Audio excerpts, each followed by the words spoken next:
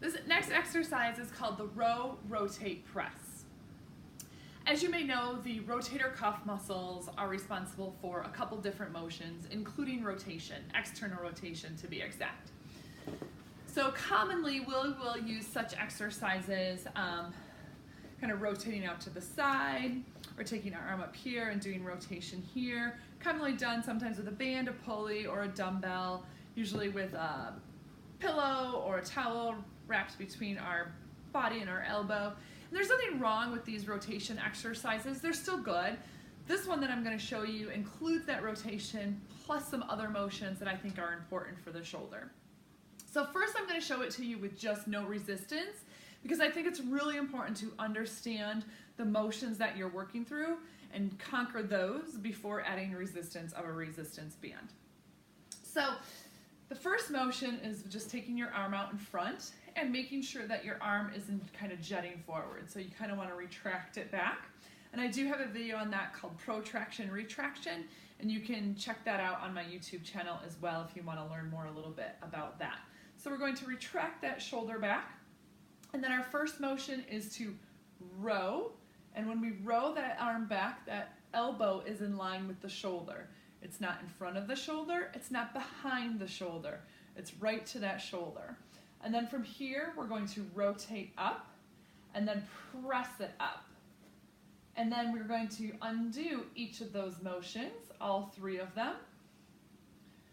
So this is a 3-step exercise.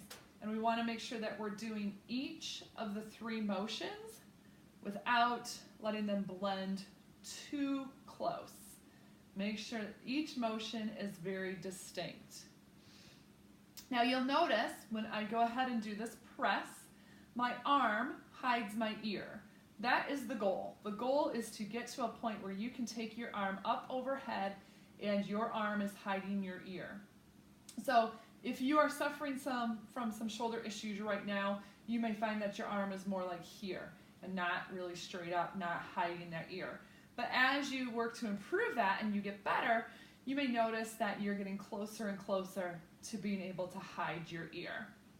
So once you feel you have this motion down, row, rotate, press, then you can go ahead and add some resistance. I've got my band here. I've just got it tied to a pillar in my basement, but you can have somebody hold it or tie a knot and close it in the door. Lots of different options there. So I've got, on the end, I also tied a little loop on it. That just makes it easier to hold.